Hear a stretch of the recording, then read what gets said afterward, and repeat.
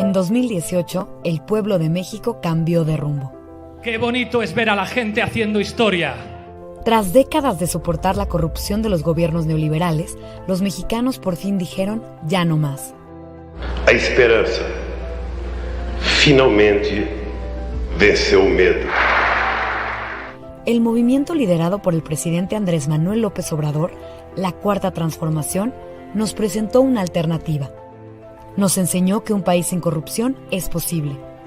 Y cuando se habla de corrupción, no hay diálogo posible. No hay un milímetro a ceder, compañeros. Nos recordó que es posible tener esperanza. La esperanza humana que se va realizando en las nuevas generaciones. Nos permitió recuperar la voz sin ejercer violencia. Les daña más que la violencia bélica de las montañas, la verdad. Por eso nos reunimos hoy, 1 de diciembre, porque queremos celebrar que hace 2 años México dejó de tener miedo. No claudicaremos en la defensa, en el amor y sobre todo en las convicciones. Pero no ha terminado la lucha. 2 años después, la Cuarta Transformación sigue. Y cada uno de nosotros tiene la responsabilidad de continuarla. Nos han dejado una gran responsabilidad a estas generaciones. Nunca rendirnos ante imperios. Cada una de nosotras tiene la responsabilidad de continuarla. E são também femininas. 2 outras palavras, muito especiais para mim. Coragem e sinceridade. Bienvenidas sean todas y todos al encuentro internacional Los retos de un mundo posneoliberal. No dejen de luchar por la transformación. Hay que soñar, pero soñamos tomándonos muy en serio nuestros sueños.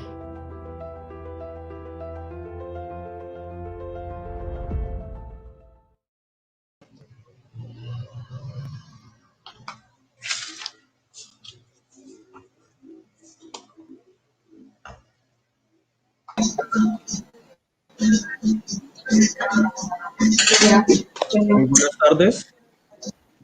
Un cordial saludo a todos ustedes, a toda nuestra audiencia, a las escuelas adscritas a la red y a todos sus integrantes, a los militantes del Movimiento Colombia Humana y amigos en general.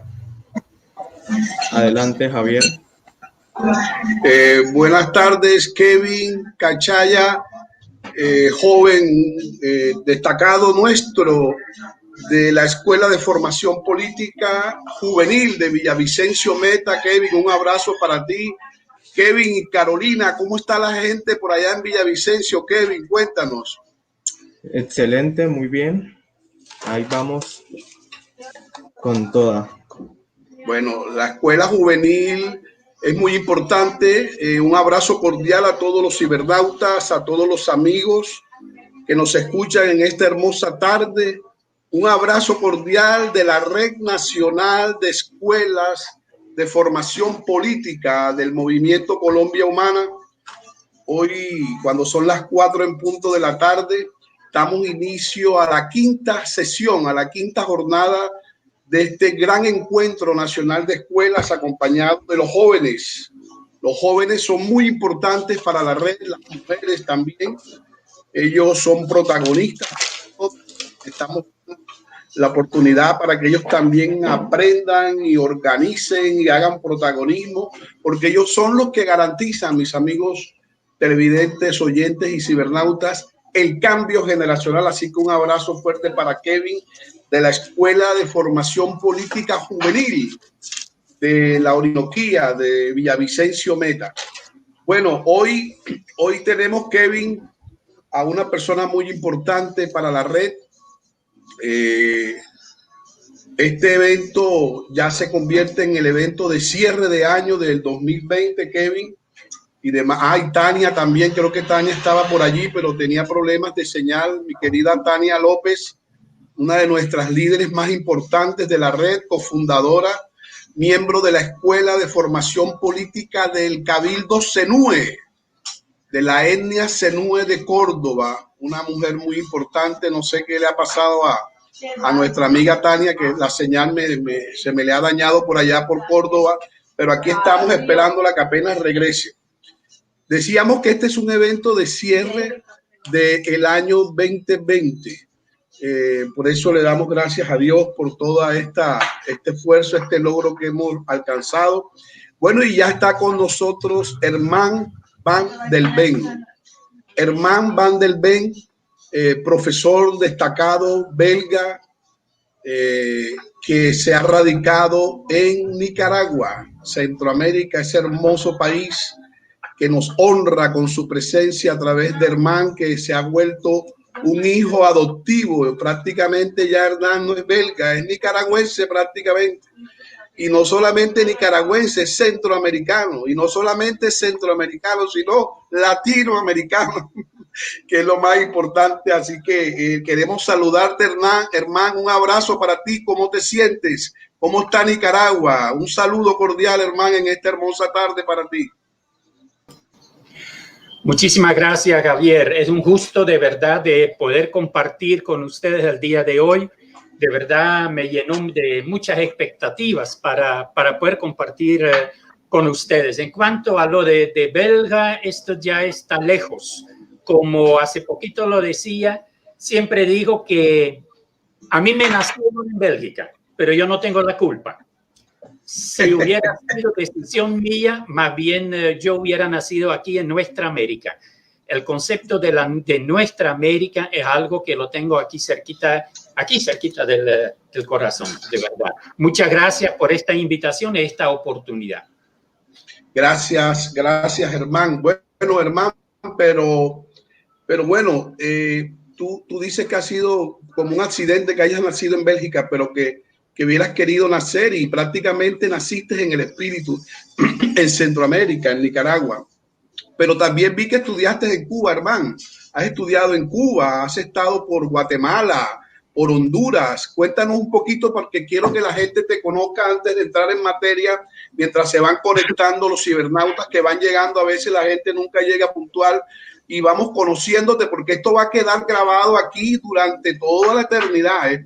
Este video va a quedar grabado en nuestros estudiantes, nuestras escuelas a nivel en toda América Latina. En México van a estar pendientes, en Argentina, y lo van a estar viendo. Entonces quiero que te conozcan la parte humana también. Has estudiado en Cuba, mejor dicho, tú eres un trovador que has estado por todo Centroamérica y algunas islas antillanas. Herman, cuéntanos cómo ha sido esa experiencia. Bueno, muy brevemente, yo estudié pedagogía en Lovaina, Bélgica. Después trabajé 3 años en una escuela normal en Bélgica en formación docente. Después me integré a solicitud del delegado regional de educación aquí en el norte de Nicaragua, en la Escuela Normal de Estelí, la Escuela Normal Román Esteban de Estelí como pedagogo, porque aquí en ese tiempo no habían pedagogos. Después en el Ministerio de Educación hasta el año 90. En el 90, por las razones políticas de que el cambio de gobierno, un cambio radical que no esperábamos, entonces me pasé a trabajar en la universidad. Ahí tuvimos un proyecto muy propio también de una escuela desde secundaria y después también tuve la oportunidad de trabajar a nivel de Centroamérica, Honduras, Guatemala, El Salvador y Nicaragua, acompañando proyectos socioeducativos, siempre en el área de la formación, de la capacitación. Y posteriormente, bueno, allí trabajé varios años, regresé a la universidad y tuve algunas oportunidades de seguir estudiando, de que tal vez lo más significativo para mí, efectivamente, Javier, fue la experiencia en Cuba, donde tuve un tutor, Norberto, que de verdad fue genial el encuentro entre nosotros con él en función de la tesis del doctorado. Fue una experiencia genial, de tal manera que nosotros seguimos todavía con Norberto todos los días en comunicación, aunque sea un saludo o alguna cosa. De verdad fue muy, muy interesante esta experiencia en Cuba. También un hijo de nosotros estudió 6 años en Cuba. Y bueno, después también empezamos con la iniciativa de Abaco en Red. Y a partir de ahí, la propuesta pedagógico-metodológica que construimos desde los años 80 es la que estamos compartiendo desde hace 10 años, más o menos, a nivel de América Latina, a nivel de nuestra América, lo que me ha dado también la oportunidad de estar varias veces ya en Colombia. Estuve en Bogotá en el 2015, estuve varias veces en Medellín, invitado por la alcaldía de Medellín en aquel tiempo, hablando un poco de participación ciudadana desde el enfoque de la cooperación genuina. En Bogotá fue la Semana de Educaciones Alternativas, organizado por quienes son los directores de la película La Educación Prohibida, y también 2 veces he podido estar en la Universidad de Santander en Bucaramanga, que también ha sido una oportunidad de compartir muy bonito, tanto a nivel de estudiante como a nivel de la Escuela de Trabajo Social.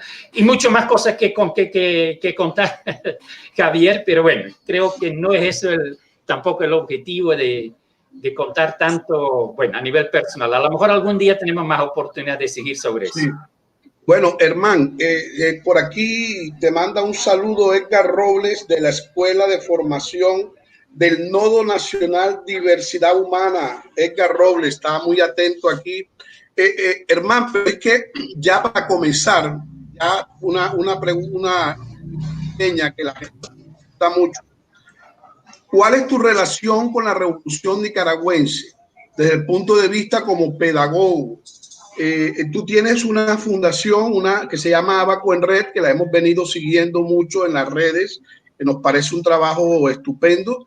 Pero entonces, brevemente, en 3 minutos, explícale a la gente cuál es tu relación entre la red Abaco, que es una fundación, una institución independiente, y la Revolución Nicaragüense, tu relación con el Ministerio de Educación Nacional. Rapidito, Herman, por favor. Bueno, en este momento, como decías, la Abaco en Red es una iniciativa independiente, no dependemos nosotros del Estado, no dependemos de ningún ente gubernamental, pero sí tenemos una estrecha relación con el Ministerio de Educación en varias acciones que realizamos en conjunto. Igual, desde el Ministerio de Educación en Nicaragua hay una apertura frente a esa visión vital esencial que nosotros llamamos la cooperación genuina. De tal manera, por ejemplo, que muy pronto vamos a tener un taller, un encuentro con asesores pedagógicos a nivel nacional, donde justamente vamos a hablar de la cooperación genuina, que es esencia educativa. Y al otro lado tenemos otros proyectos donde trabajamos juntos. Entonces yo diría, con el Ministerio de Educación y nosotros tenemos como una relación de cooperación genuina entre ambas instituciones. Por supuesto, el Ministerio de Educación mucho más grande, mucho más, bueno, a nivel estatal, a nivel nacional, y nosotros como una iniciativa a nivel pedagógica, pero nos identificamos mucho a nivel de los retos, de los desafíos que tenemos en educación, y es muy interesante el nivel de cooperación, el nivel de entendimiento, de comprensión que tenemos entre el Ministerio de Educación como gobierno, como representante en la educación de nuestra Revolución Popular Sandinista, y nosotros como iniciativa, como una propuesta pedagógico-metodológica. Coincidimos en muchas cosas, también en los retos, los desafíos que están por realizar todavía, y por eso se aplica mucho el tema de esto, lo que les voy a compartir, ¿verdad? La cooperación genuina, camino y horizonte para una educación alternativa popular como educación pública. Eso también para nosotros, desde Abaco en Red, es nuestro reto donde queremos aportar a la educación pública en Nicaragua en ese sentido. Un granito de maíz, de que tampoco no queremos exagerar, pero un granito de maíz en ese sentido de la formación. Con frecuencia se nos invita para participar en foros y congresos igual con el Ministerio de Educación. Bueno, muchas gracias, profesor, Herman y Kevin. Bueno, entonces ahora sí comencemos con este tema maravilloso de la cooperación genuina, camino y horizonte de la educación alternativa y popular para la educación pública. Entonces, bienvenido, Herman, y ahora sí quedamos en tus manos. Cuéntanos toda esa investigación, esa experiencia para América Latina, Colombia y para nuestra red nacional de escuelas, hermano. Bienvenido, un abrazo para ti y para Kevin también. Bueno, muchísimas gracias. Me gustaría bueno, le voy a ir contando, compartiendo a través de una presentación. Entonces quiero pedir a Luisa que me correcta. Ahí está, mire. Qué bien, qué eficiente todo esto. Bueno, entonces ahí está Baconred. También somos hermanos, como Baconred, hermano con la Fundación Pedagógica Cooperación Genuina. Y la educación popular y pedagogía política como tema de este evento de ustedes. Yo de verdad les felicito. Disponer de una red de escuelas de formación política es genial. El tema es cooperación genuina, horizonte y camino de una educación alternativa popular como educación pública. Puse un poquito los colores porque son muchas cosas que tenemos que aclarar en estos 40 minutos, ¿verdad? El mismo concepto de la cooperación genuina necesita alguna aclaración, alguna significación de parte nuestra, que es nuestra, muy subjetivamente, porque no pretendemos decir la última palabra con respecto a eso, igual que entendemos por educación alternativa popular, y muy importante, de que todo esto, lo que voy a compartir con ustedes, para nosotros es de cara a la educación pública, ¿sí? Y hablamos de horizonte y camino porque de verdad anhelamos esta sociedad donde en vez de competir, más bien cooperemos genuinamente entre todas y todos en todas las áreas para que disfrutemos este trabajo conjunto en función también de un objetivo que compartimos. Pero al mismo tiempo, ¿cómo podemos lograr o acercarnos a ese horizonte? Caminando, dicen por ahí. Entonces, el camino también es la propia cooperación, la cooperación genuina. Aprender a cooperar genuinamente, que no solo es cuestión de procedimiento, sino es cuestión de una actitud. Y para decirlo muy breve, en una frase, ¿en qué consiste esta propuesta pedagógico-metodológica, político-ideológica y ética? Se trata de dejemos de competir. ¿Por qué y para qué competir si cooperar es esencia humana? De eso se trata y de esto es lo que les quiero compartir con ustedes un poco.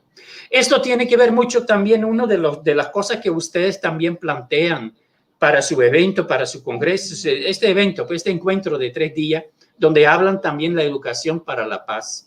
Y de eso se trata. ¿Sí? Cuando hablamos de cooperación genuina, es una educación para la paz, una educación construyendo la paz.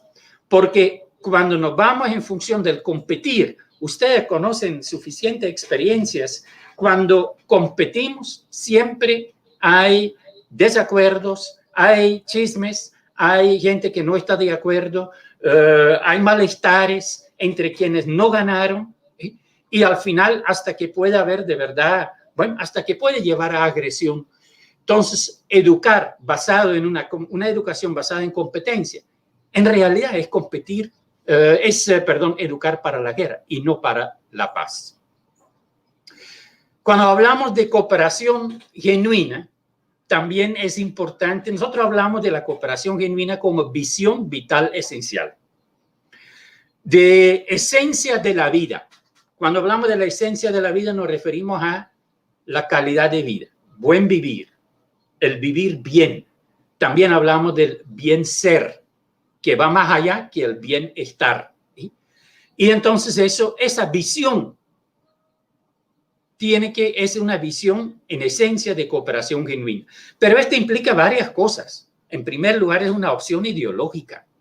¿Sí? Ustedes como movimiento de Colombia Humana, cuando se dieron cuenta de esto y solicitaron de que lo compartimos, estoy seguro que hay otras líneas políticas que en cualquiera de los países nuestros que no hablarían, que no pedirían. Es una opción ideológica, ¿sí? Pero también es una posición política. Y una posición política en un contexto concreto también se convierte en una posición política partidaria. Muchas veces dicen que la educación es política, pero no partidaria. pero no vivimos nosotros y nosotras en el vacío. Entonces, las posiciones políticas de cada quien en un momento, en un territorio, también se convierten en posiciones políticas partidarias. Y además de eso, una acción pedagógica. Con esto quiero dejar claro que cuando nosotros hablamos de cooperación genuina, de que estamos hablando de que esto es en esencia educación. Y con este círculo, con los tres elementos ahí, ustedes pueden ver, si hablamos de educación, hablamos de acción educativa, el quehacer educativo, hablamos de ideología y también hablamos de política. Al otro lado, también hablar de cooperación genuina no solamente es a nivel de educación. En algunos momentos nos han cuestionado, mire, yo hablo siempre de nosotros, ¿verdad? Porque esta propuesta no es de Herman.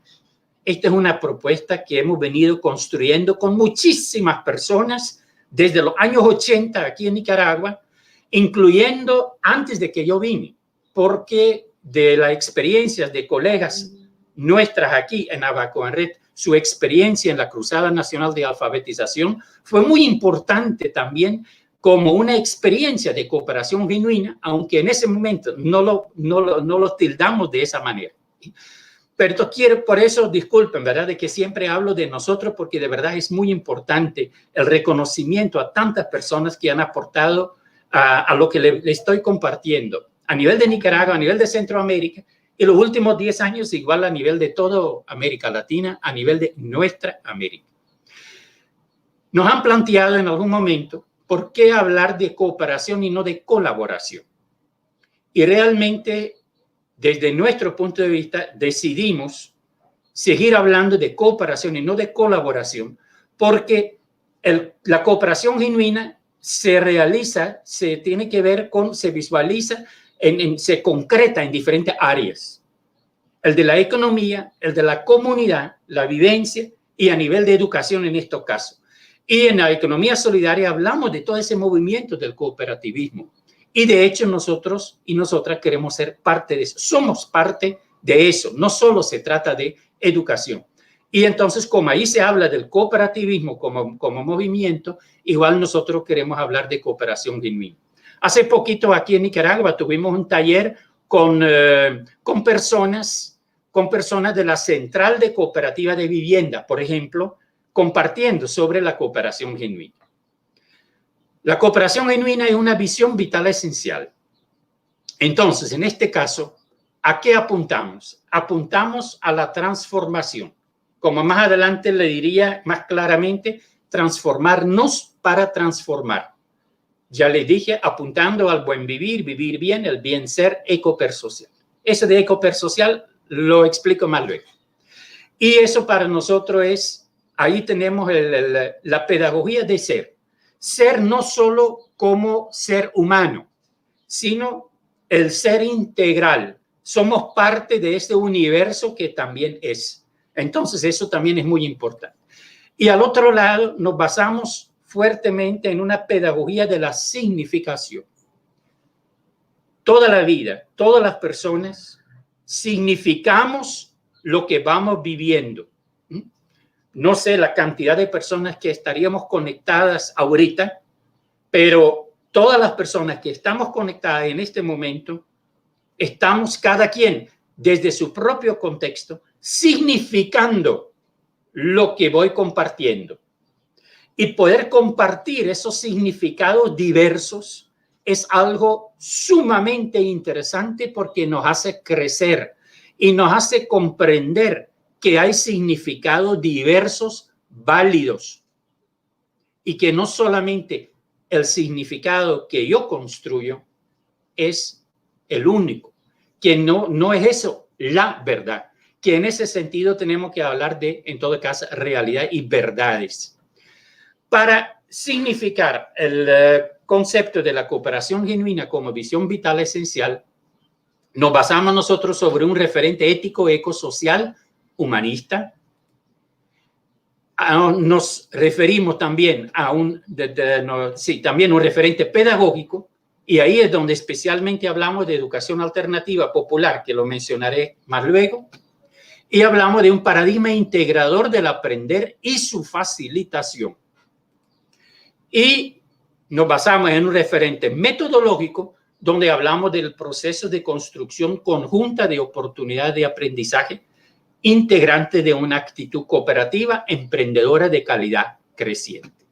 Entonces, esos tres niveles de referentes son muy importantes para poder comprender un poco, aunque yo no voy a profundizar en eso, ¿verdad? Porque me quiero enfocar en lo de la cooperación genuina y la educación alternativa popular como educación pública. Pero todo esto es muy importante para conocerlo, para entender esa construcción colectiva de escenarios educativos singulares, innovadores.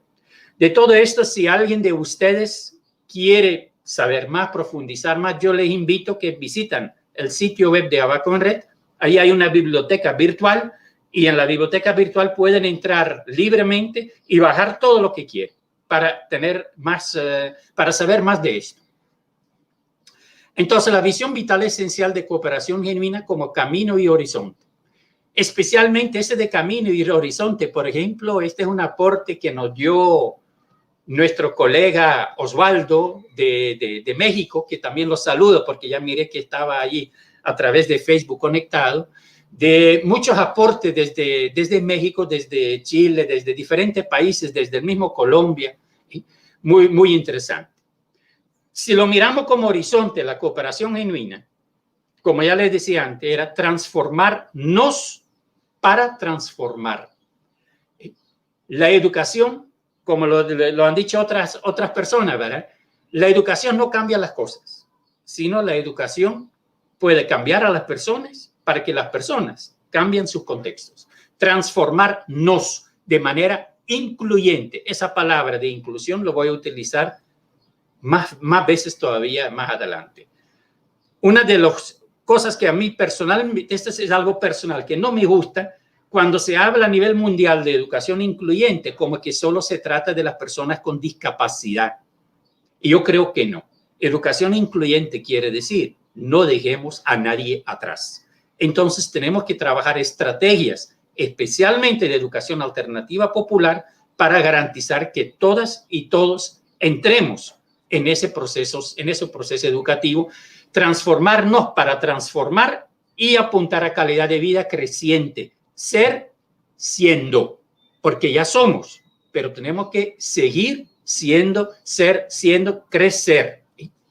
Para eso hay diferentes ambientes que tenemos que garantizar.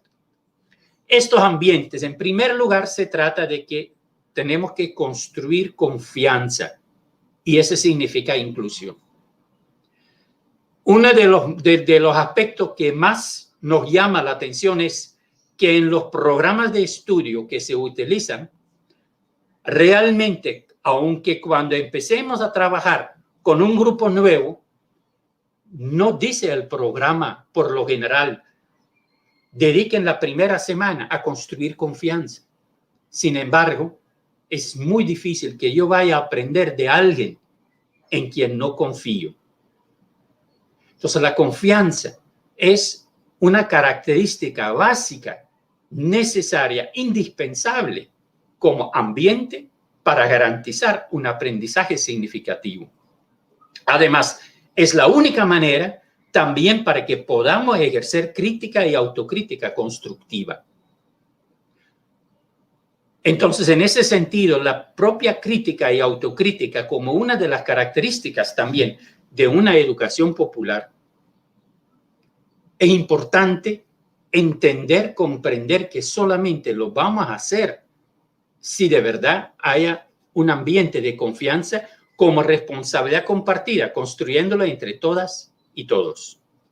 Para eso, hay diferentes acciones alrededor de lograr ese horizonte, ¿verdad? ¿Cuáles son estos?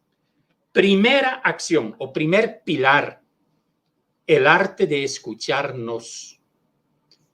Nosotros planteamos como primer pilar porque es una de las debilidades más importantes que hemos descubierto, y yo diría en nosotros mismos. no somos muy buenos en escucharnos. Escucharnos quiere decir escucharme, escuchar a las y los demás, también escuchar a mi contexto, a mi ambiente, a lo que, donde me muevo, ¿eh? Escuchar el contexto, el arte de escucharnos. Y ese de quiere decir que tenemos que ejercer la habilidad de interpretarnos y saber interpretar al otro, a la otra, no solamente desde mi contexto, sino también desde el contexto de esa otra persona. Y para poder hacer eso, es muy importante saber preguntarnos. La maestría en preguntarnos. Por ahí en esa biblioteca virtual hay un artículo que les invito a que lo lean, que diga, ¿eh?, de aprender a preguntar, preguntar para aprender. El encuentro con el otro, el encuentro con la otra, donde de verdad nos logremos, nos podamos escuchar, solamente es posible que también sepamos preguntarnos. Y esto en función de la intención de comprendernos. Y aquí hago mucho énfasis en eso. Aprender a escuchar para comprender. No escuchar para juzgar. No escuchar para responder, sino más bien escuchar para comprender. Y aquí yo no sé en Colombia, en las universidades, cómo lo hacen en este momento. Ojalá que ya sea una situación superada la que voy a plantear ahorita. Pero de verdad, muchas veces los contextos tradicionales de la universidad, en los diferentes pregrado, posgrado, grado, al final hay que elaborar una tesis. Y después dicen, hay que defender la tesis ante un jurado.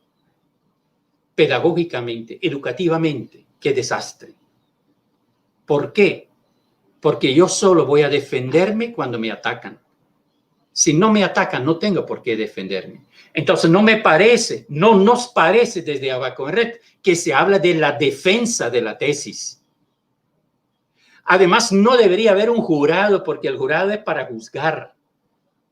Ahí debería haber a lo mejor un grupito de personas, un equipo que esté escuchando nuestra experiencia investigativa que nos llevó a elaborar esa tesis, para que conozca nuestra experiencia y la comprenda.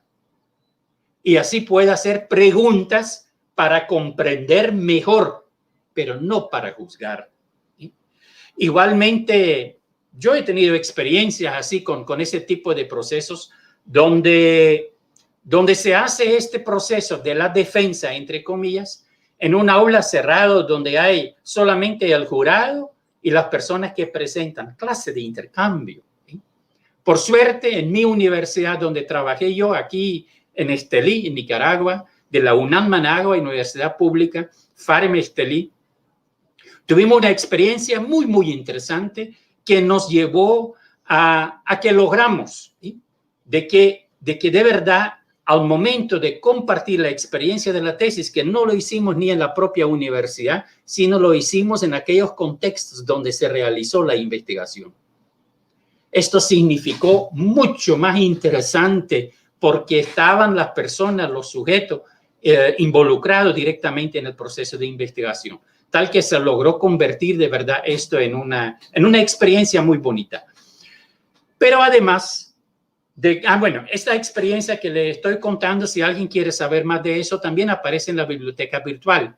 Hay un video sobre eso, y un artículo. Se llama Aprender a investigar investigando.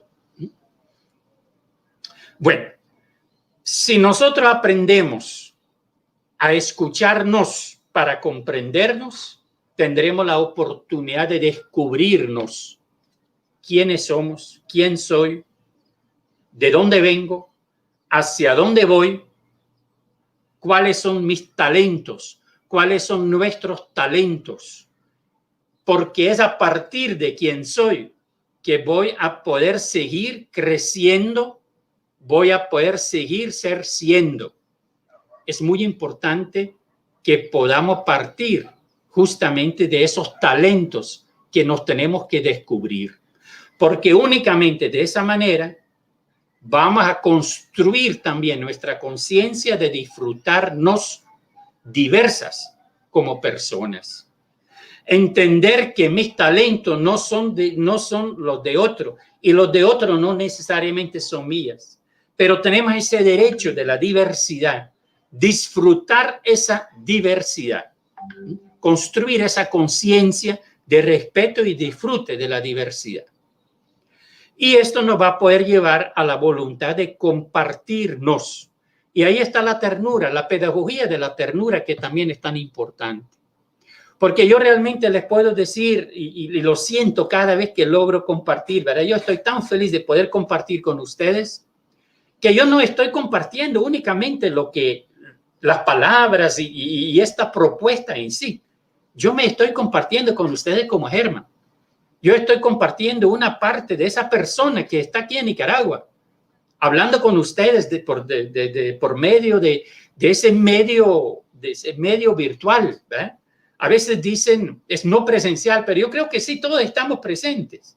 Pero la presencia es de otra manera, a través de un medio virtual. Pero es en una forma me estoy compartiendo con ustedes más allá de las palabras. Y cuando hacemos eso, esto también significa que es una decisión de comprometernos, un compromiso. No simplemente es decir, tome, aquí está un libro. No, estamos hablando de quiénes somos como personas y nos compartimos como personas. Compartirnos como personas significa justamente ya un compromiso.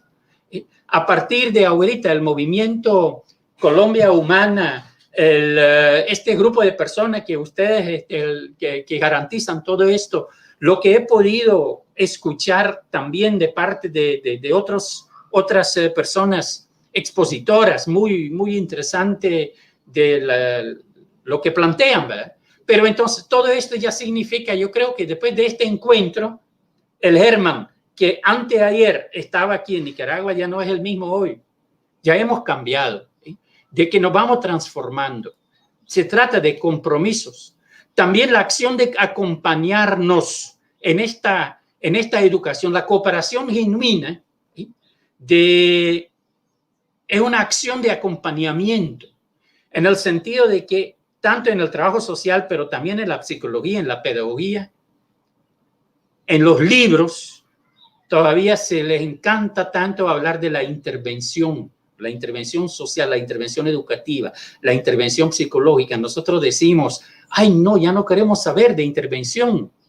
Que la intervención sea, claro, para cuando es quirúrgica, por ejemplo, en situaciones de emergencia, está bien, pero no a nivel de trabajo social, a nivel de educación. Aquí tenemos que acompañarnos. No se trata de intervenir.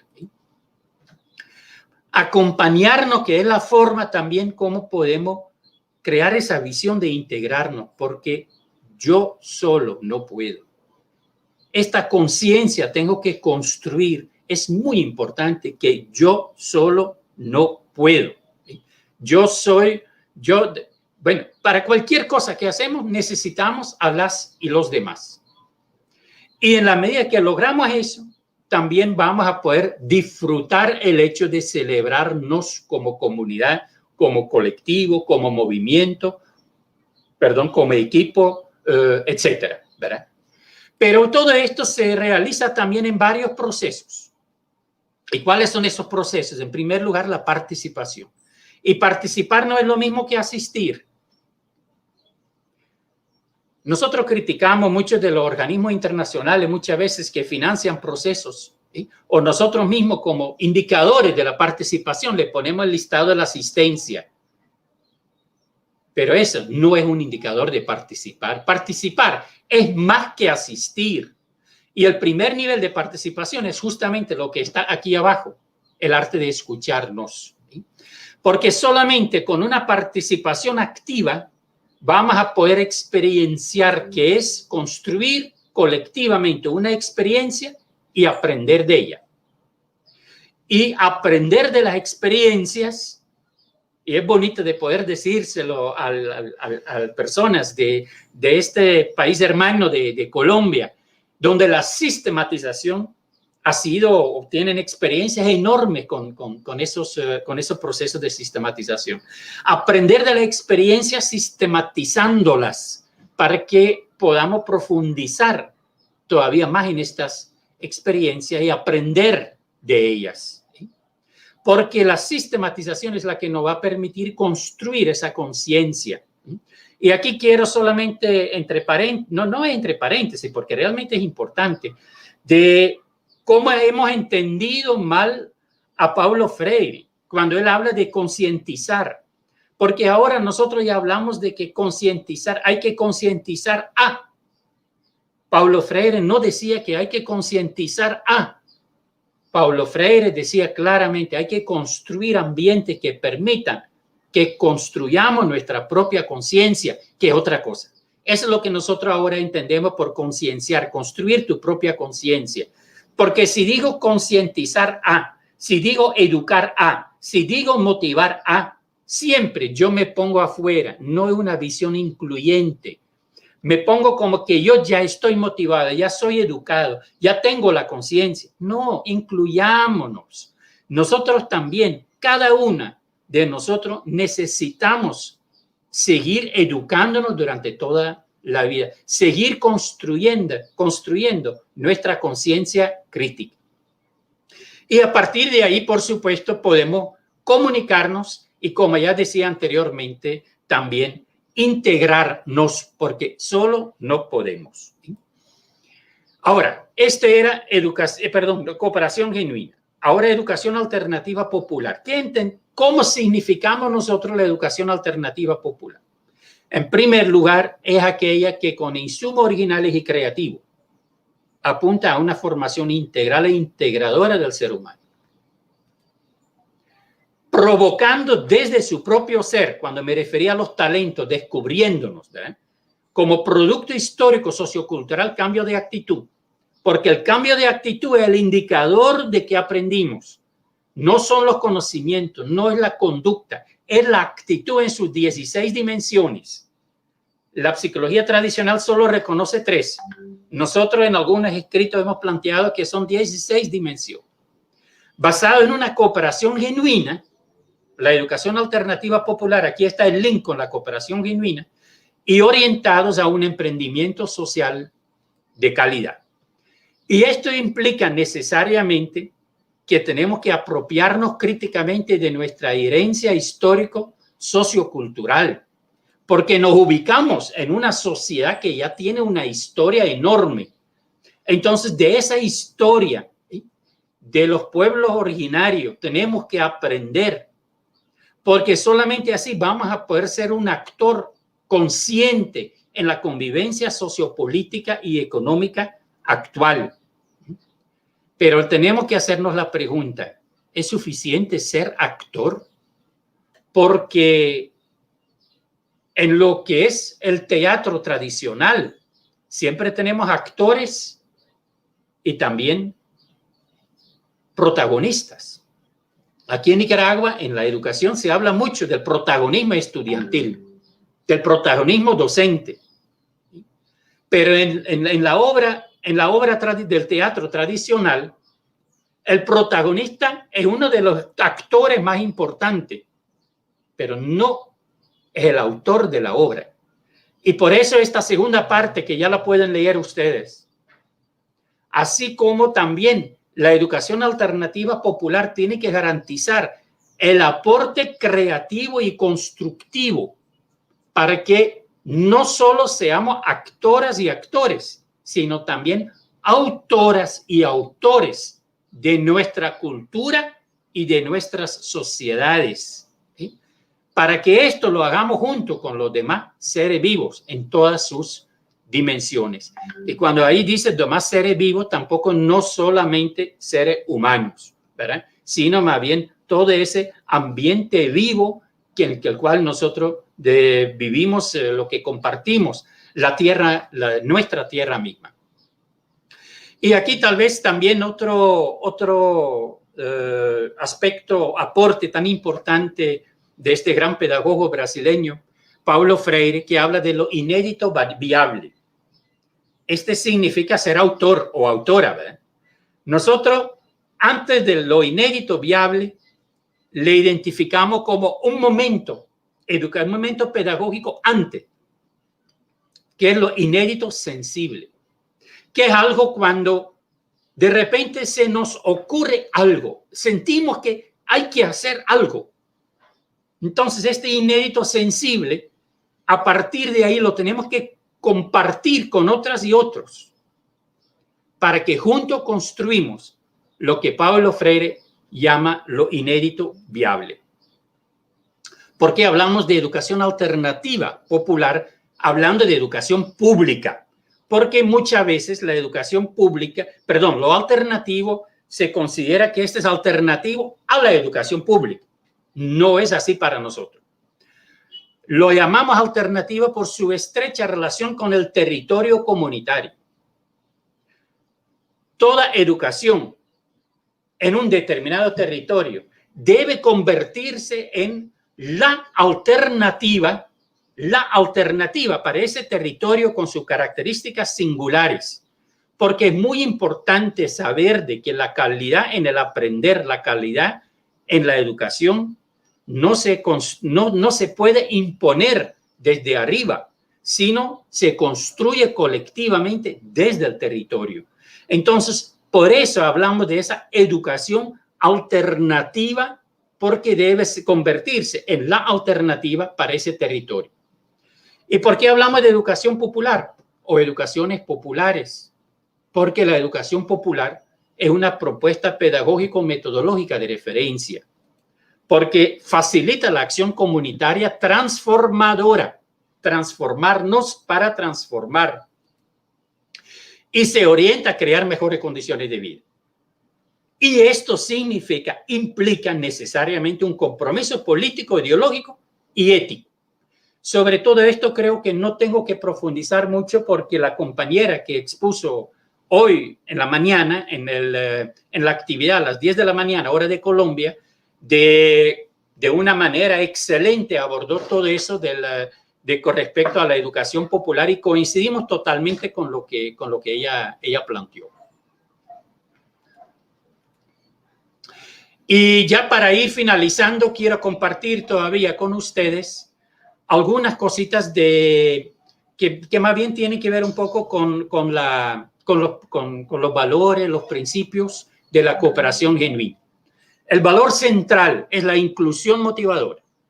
No incluir, que alguien se incluya o nos incluimos solo por ser parte, punto. No, tiene que ser motivadora. Una inclusión motivadora. El valor de la solidaridad, por supuesto, ¿sí?, es parte esencial de ese conjunto de valores. La solidaridad en el territorio donde convivimos, pero también la solidaridad entre pueblos. Y yo creo que esa parte, por ejemplo, a nivel de América Latina, a nivel de nuestra América, también lo sentimos, la importancia que realmente tiene todo esto. Otro valor, la equidad, a nivel de género, también a nivel generacional. Qué interesante lo que Javier estaba conversando ahorita al inicio, en función de, creo que Kevin es el nombre, ¿verdad?, del joven, de que también a nivel de la red de las escuelas de formación política, integrar a la juventud para que, sí, que tanto jóvenes como mayores tengan esas oportunidades, que tengan, sí, las mismas oportunidades en función del crecimiento. Responsabilidad compartida y poder compartido. Por lo general no es tan difícil compartir responsabilidades, ¿verdad? Podemos distribuir las responsabilidades, pero no solo es distribuir cada uno lo suyo, no, con responsabilidades específicas, pero son compartidas dentro del mismo proceso, pero también que no se nos olvide el poder compartido. Y a nivel educativo aquí tenemos evaluación, autoevaluación, coevaluación, y que no sea siempre, yo diría siempre a nivel hablando de evaluación, ¿quién evalúa? ¿Quién al final, si hay que poner una nota, quién pone la nota? Entonces me dicen, sí, el maestro, el docente, la docente. ¿Pero por qué? Si el que aprendió o no aprendió soy yo, sería mi responsabilidad poder también valorar bien y correctamente qué aprendí, qué no aprendí y cuál es la evaluación que me merezco. Por supuesto, esto solamente es posible cuando hay transparencia, cuando desde el inicio acordamos también cuáles son los criterios para la evaluación. Pero uno de los problemas serios de la evaluación justamente es cuando no es una educación alternativa popular, es justamente que no se nos permite aprender a autoevaluarnos. Sin embargo, en la vida es tan importante. Todos cometemos errores, pero qué importante no es descubrir uno mismo cuando haya cometido algún error. La conciencia crítica histórica necesariamente, de la historia tenemos que aprender muchísimo, pero tampoco no es cuestión de aprender ciegamente, o de repetir, sino una conciencia crítica histórica. El otro elemento que también mencioné ya anteriormente, el respeto y disfrute de la diversidad. Muchas veces decimos como valor el respeto a lo demás. Yo creo que no es suficiente respetar. Hay que disfrutar que la otra persona sea diferente. No es nada fácil. Y aunque yo no quiero ser como él o como ella, pero disfrutar eso. Todo un reto. Igual para nosotros lo planteamos así como reto.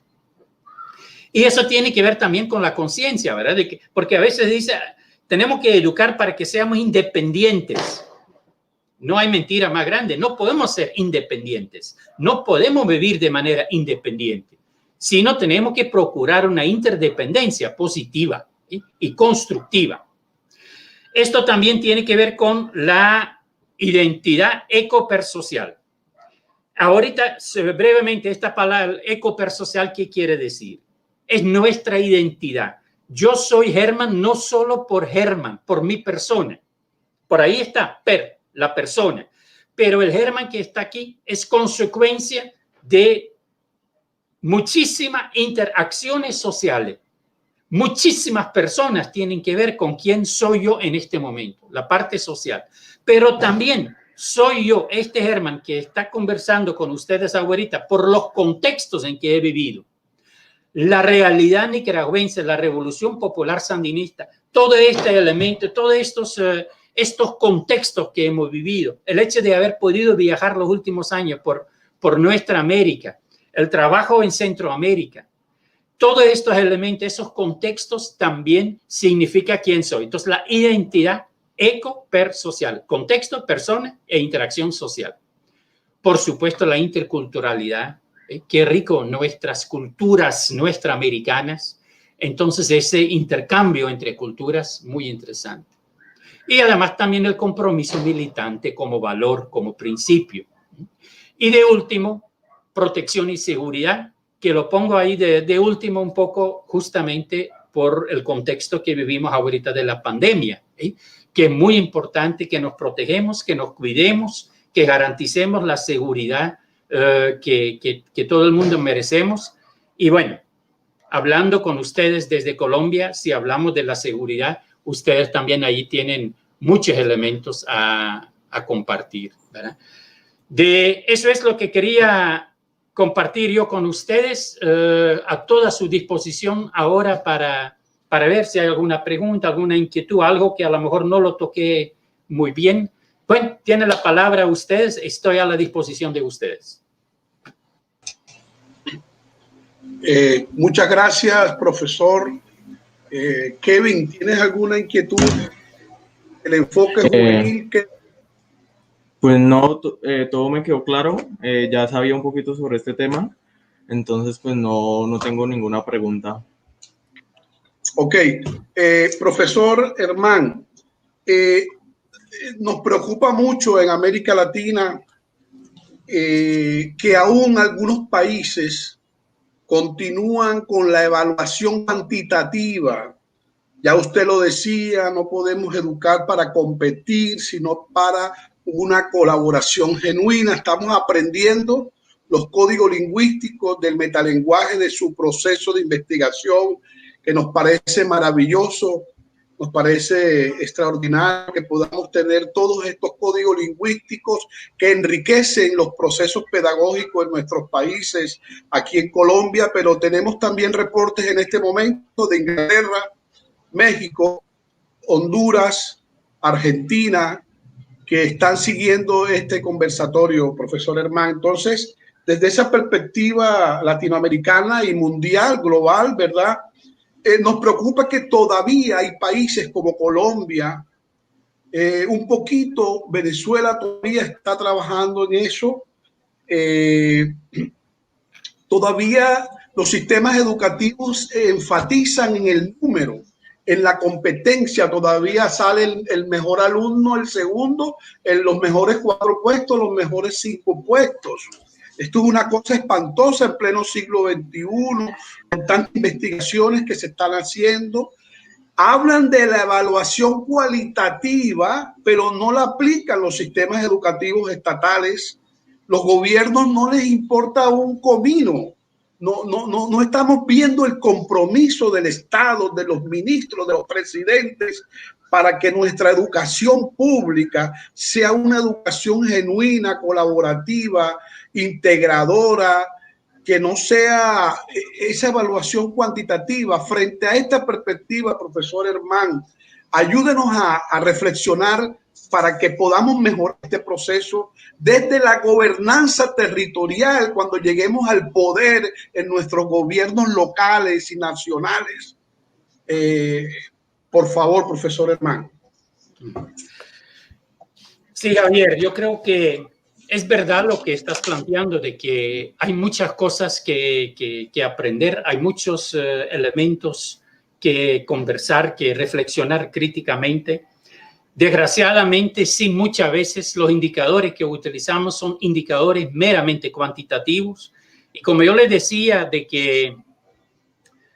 que cuando, por ejemplo, queremos valorar la participación, lo hacemos en capacitaciones, lo hacemos con asistencia. No lo hacemos con indicadores cualitativos. Tenemos que aprender a trabajar con indicadores cualitativos. Creo que este es un reto muy, muy importante que necesitamos trabajar.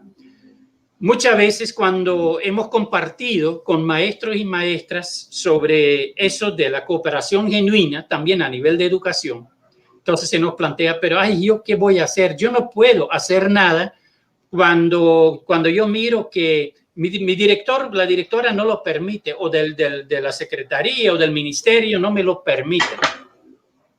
Y yo en esta parte quiero ser de verdad como una respuesta muy clara. Siempre yo puedo hacer cosas. Eso del enfoque de la cooperación genuina en educación no depende únicamente de una decisión que se pueda tomar en determinada instancia. En primer lugar, esto es una decisión, una decisión a nivel personal, en el sentido de que, por eso decía, ¿verdad? Transformarnos para transformar. En primer lugar, yo me tengo que convencer, tengo que construir mi conciencia de que yo digo, si logro cooperar, lo voy a disfrutar más y vamos a disfrutar más la vida que cuando estamos compitiendo. Porque la desgracia es que en la educación tradicional desde hace tiempo, lo que nos han compartido es hay que competir. Fíjese bien, solo les voy a dar un ejemplito de que cuando nosotros empezamos a trabajar sobre eso, leyendo mucho, entonces encontramos hasta un libro que decía, un libro sobre técnicas de aprendizaje cooperativo. Y en el libro decía en algún momento, hay que aplicar técnicas de aprendizaje cooperativo para aprender a competir mejor. No se trata de eso. No se trata de aplicar técnicas cooperativas para competir mejor. Esta es una contradicción fundamental. Lo que tenemos que cambiar es el ambiente, nuestra actitud, donde no queremos competir, sino lo que queremos hacer justamente es aprender a cooperar, no solamente a nivel de técnicas de aprendizaje, sino más bien a nivel global como ambiente, un ambiente cooperativo. Entonces, de verdad estoy convencido, Javier, que se trata de un reto enorme. Y a nosotros aquí en Nicaragua nos da mucho gusto de poder ver cómo también desde la institución hay un interés muy claro, muy profundo para este enfoque. El camino es largo, pero el interés ahí está. Y, por ejemplo, se nos ha permitido, nosotros hemos hecho talleres en las 8 escuelas normales públicas en Nicaragua. En el 2017 viajamos por todo el país visitando a todas las escuelas normales públicas de Nicaragua para hablar y para trabajar alrededor de la cooperación genuina. Igual tuvimos talleres allí con por lo menos un representante de cada municipio de Nicaragua, del Ministerio de Educación Municipal, de 153 municipios, también allí en esos ambientes, en foros, bueno, y vamos a seguir trabajando juntos, porque también lo importante es de que miremos cuáles son los tips, cuáles son las ideas, porque tiene que ser una innovación. Pero a lo que quiero hacer énfasis es algo podemos hacer. Sin duda alguna, algo podemos hacer. Aunque sea que mi director o la directora tal vez no tiene mucha apertura frente a eso, yo decido en mi aula o con mi grupo, que a lo mejor no tiene que ser ni en el aula, sino puede ser ahora a nivel virtual, ¿verdad?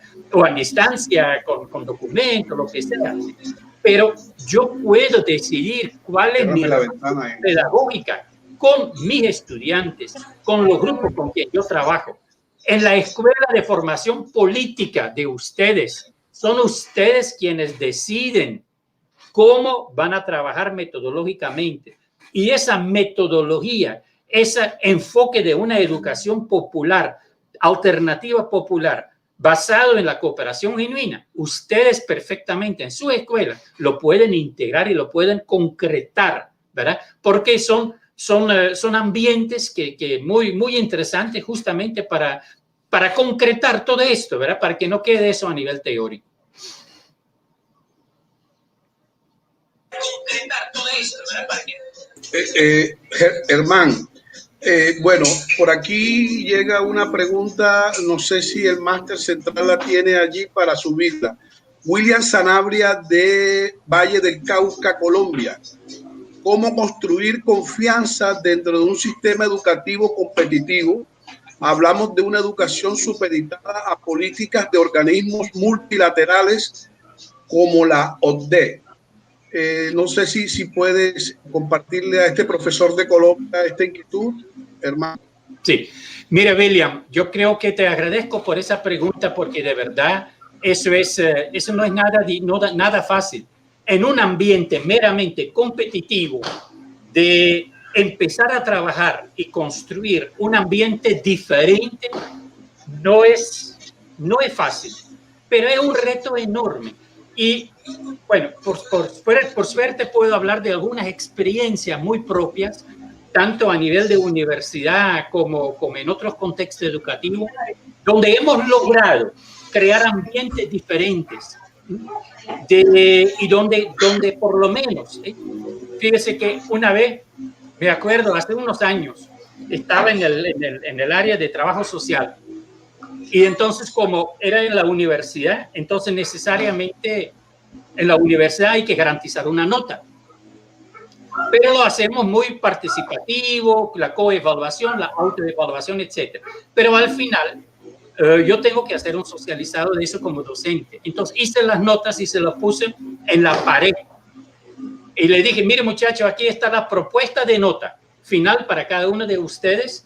Y más luego, bueno, vayan a ver para que la conozcan y bueno. Entonces yo les quedé observando y cuando ya terminaron, de vez de 5, 6, 7 minutos, yo les pregunté, mire, díganme ahora sinceramente, ¿en qué gastaron más tiempo? ¿En conocer su propia nota, calificación, o más bien en comparar su calificación con la calificación de otros de sus colegas. Y ustedes saben perfectamente cuál fue la respuesta. A partir de ahí, yo nunca más di a conocer las notas públicamente, sino personalmente a cada quien.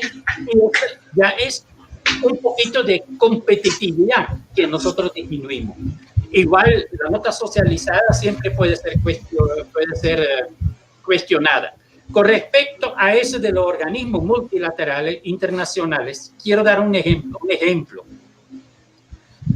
que creo que es muy importante que las personas que tenemos que ver con educación, que nosotros que tengamos una actitud más crítica frente a lo que plantean. La educación basada en competencia es algo impuesto a nivel mundial. Sin embargo, ¿por qué? Hay razones. ¿Cuáles son las razones para haber aceptado eso? O sea, yo creo que una actitud más crítica sería mucho más conveniente para que construyamos también alternativas. Voy a dar un ejemplo muy concreto. En algún momento creo que fue la UNESCO, la UNESCO creo, que planteaba allí como que hay que aprender a conocer, aprender a saber, aprender a hacer, etc. Y al final decía aprender a ser. Entonces yo digo, y qué locura, y qué barbaridad es eso de que digan hay que aprender a ser. El niño, la niña que nace, ¿acaso no es? Tiene que aprender a ser todavía. Yo creo que a partir del momento que nace el niño y la niña ya es, por lo menos deberíamos decir, aprender a ser siendo, para aclarar esa parte. Porque decir, vos tenés que aprender a ser, esta es una grosería, este es muy, muy grave, este es desconocer la esencia del ser. Entonces, esos elementos tenemos que tener esa actitud crítica, pero desgraciadamente a veces esa dependencia, ¿verdad?, de los organismos multilaterales, los organismos internacionales, donde imponen sus propios criterios, es grave, es muy difícil.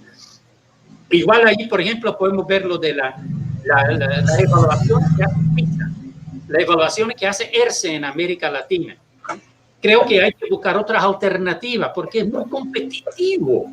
Siempre dice, este es el mejor país, el país de mejor educación, pero es un contexto totalmente diferente que el nuestro, no tiene comparación. Igual cuando vienen las pruebas y en la escuela ya saben que van a tener que hacer la prueba, a lo mejor en lenguaje, en matemática, en ciencias naturales, y entonces los maestros y las maestras, ya por orientación del ministerio, de la secretaría, empiezan a preparar a sus estudiantes para que salgan bien. Y algunos que no saben mucho de matemática, a lo mejor le dicen, mira, ese día no llega porque van a hacer la prueba, porque quieren salir bien. Puro engaño. ¿Sí?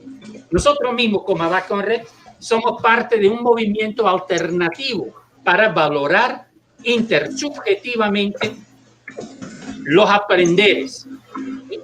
Entonces, allí nosotros, en vez de ir a la escuela, vamos a los hogares sin avisar de antemano, para que hagamos algunos ejercicios, algún intercambio con niños y niñas, para que podamos valorar, pero no solo nosotros como quienes lo hacemos, sino con todas las personas involucradas, valorar la calidad del aprender.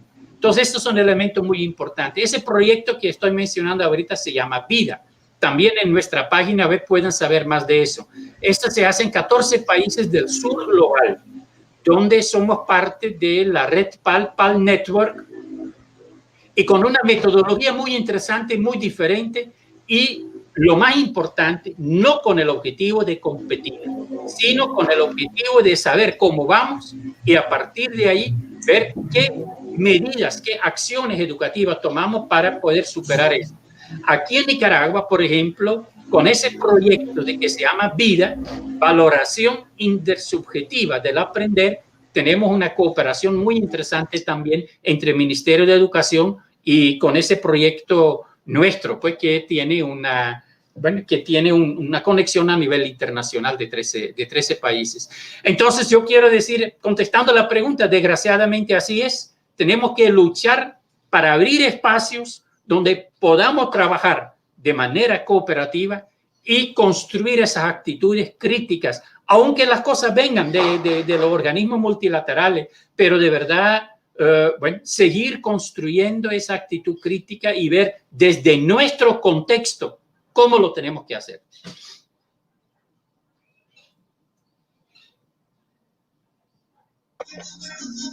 Kevin, adelante, Kevin.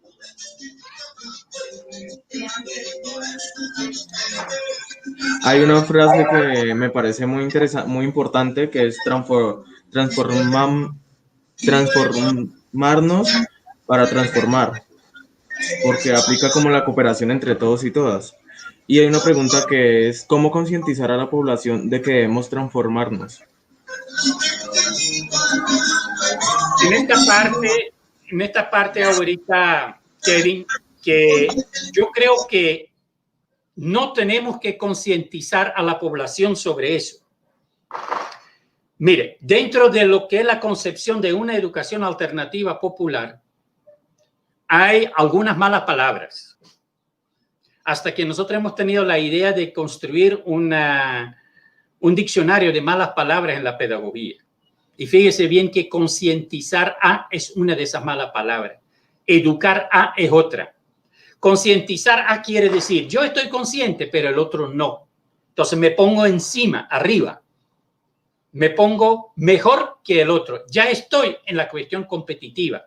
Yo diría que más bien el gran desafío es crear ambientes globales, educativos, pedagógicos, que permitan que vayamos construyendo nuestra propia conciencia de que si yo quiero aportar a la transformación de mi ambiente, lo que primero tiene que suceder es que yo tengo que cambiar.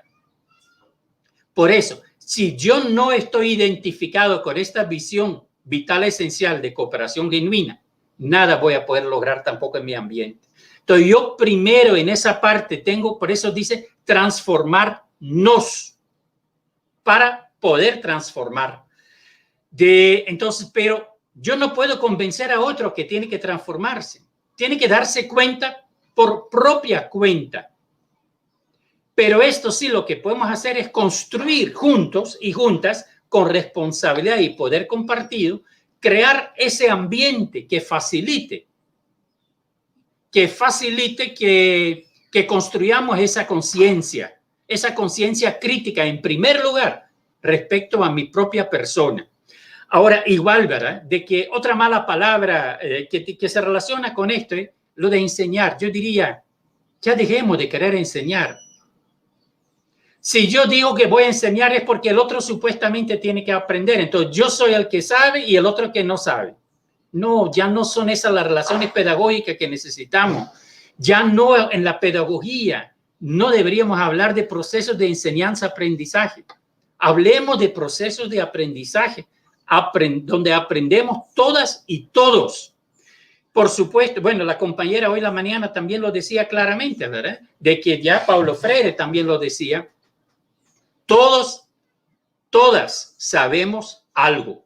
Tenemos cosas que compartir. Por eso es tan importante desarrollar el arte de escucharnos. ¿Sí?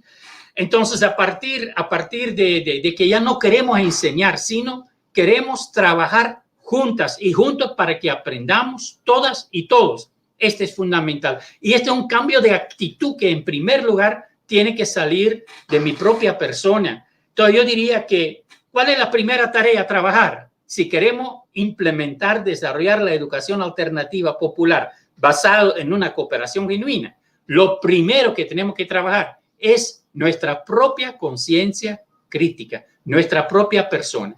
Transformarnos para transformar. Y les puedo asegurar cuánto uno lo disfruta. Si yo miro como hace 30 años cómo trabajaba yo en la universidad y cómo lo hago ahora los últimos años, lo disfruto muchísimo, los cambios que han habido. Me da pena por mis estudiantes de hace 30 años de que tuvieran que, yo diría, sufrir mi forma de trabajar.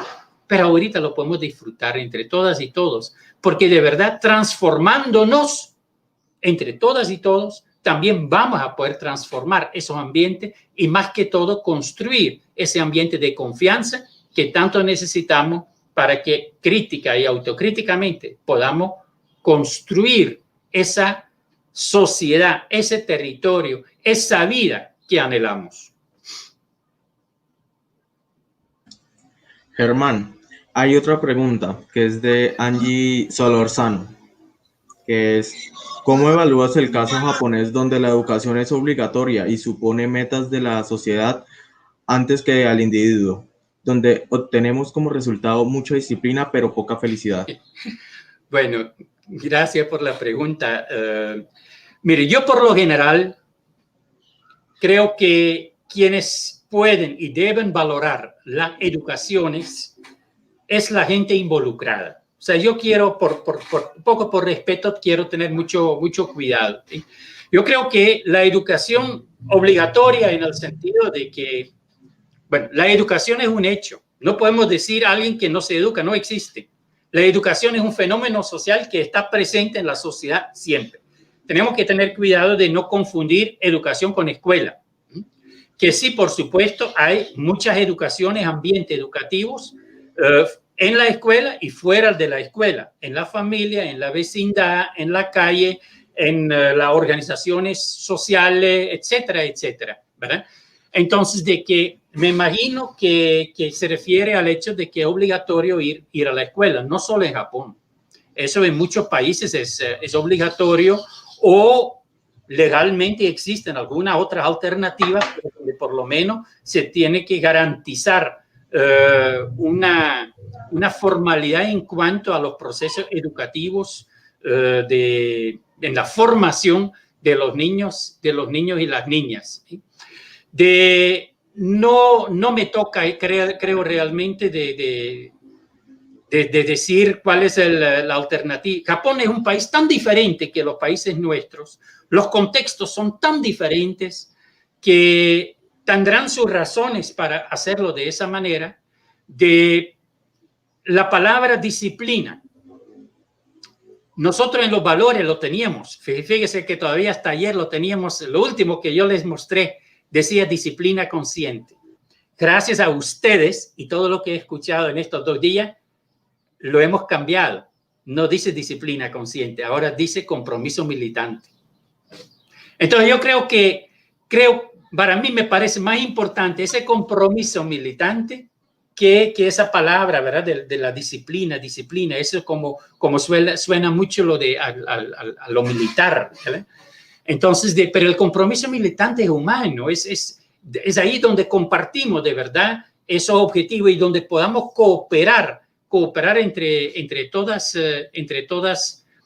y todos. Yo creo que seguramente el buscar el equilibrio en cada contexto social, en cada sociedad, ese equilibrio entre, por un lado, lo que son los intereses de la sociedad y al otro lado, cuáles son los intereses personales, esos talentos, ¿verdad? De ese equilibrio para que esto coincida es muy importante. Quiero dar un pequeño ejemplo aquí. Desde que nosotros tengamos nuevamente gobierno sandinista, desde el 2007, aquí en Nicaragua, las oportunidades de aprendizaje han crecido muchísimo, se han ampliado a nivel de preescolar, a nivel de primaria, secundaria y educación técnica. Y todo es gratis. Toda la educación es gratis en Nicaragua. Además, en primaria se le dan los libros de texto, son gratis y también le dan algo de alimentación a los niños y las niñas en todas las escuelas públicas. Pero a lo que me quiero referir es al área rural, donde la oportunidad, ahorita se habla, por ejemplo, la preescolar comunitario, se habla de primaria en el campo, secundaria en el campo, educación técnica en el campo. Por supuesto, no es en cada comunidad rural, en el área rural o en un conjunto de comunidades que se pueden ofrecer toditas las carreras técnicas. También tenemos universidades en el campo, ¿sí? Entonces, no es posible de ofrecer todo para todos. Pero ahí, entonces, ¿cuáles son las carreras que se ofrecen? Justamente aquellas carreras que también coinciden con el interés de la comunidad, que se forman que se vayan formando su gente de la comunidad o de las comunidades en función del desarrollo comunitario del territorio. Entonces yo creo que siempre es muy importante de poder equilibrar eso de que el interés personal, pero también el interés de la sociedad, porque además es interés de todos nosotros que como sociedad también nos vayamos desarrollando, por supuesto. Gracias por la pregunta. Bueno, profesor Herman y amados televidentes, ya estamos llegando al final del programa, nos quedan 10 minutos y tenemos reportes de muchas partes del mundo por Facebook, por YouTube. Yo quisiera ya para terminar, profesor Herman, aprovechar su disponibilidad para tocar un puntico. Se puede hacer investigación científico-social, educativa, pedagógica, desde los sistemas educativos alternativos, populares, de cooperación genuina, porque a veces la educación tradicional, oligárquica, clásica, excluyente, nos ha querido enseñar que la investigación científica solamente es para universidades privadas, para ciertos sectores de la sociedad. Y la historia nos ha demostrado que es posible descubrir nuevos conocimientos con sectores populares, incluso con sectores de educación, bachillerato, educación media y obviamente educación popular. ¿Podría, por favor, reflexionarnos un poquito en los últimos 10 minutos que nos quedan sobre la importancia de la investigación? También sabemos que usted conoce la investigación Acción Participativa de Orlando Falborda, nuestro compañero aquí de Barranquilla, que es el nombre que llevamos en nuestra escuela aquí en Barranquilla, Colombia, Caribe colombiano. Para nosotros es muy importante este tema de la investigación, es decir, cómo la podemos enfocar, porque tenemos que abrir esta puerta, no tenemos que abrir la puerta de la integralidad educativa en todos los frentes, ¿verdad? En la epistemología, en la evaluación, en la didáctica, en el currículo, y no podemos dejar la investigación por fuera.